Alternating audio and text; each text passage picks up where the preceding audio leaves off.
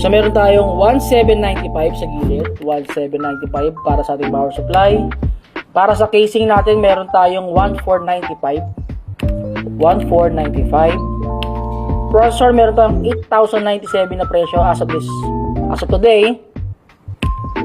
8,097 plus motherboard 5671. Meron pa namang ibang board, pero for this one, future proof kumbaga, no? So meron tayong memory 2947 yung presyo, guys. 2947.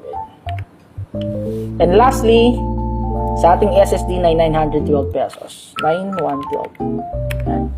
So ang total po natin is 20,917.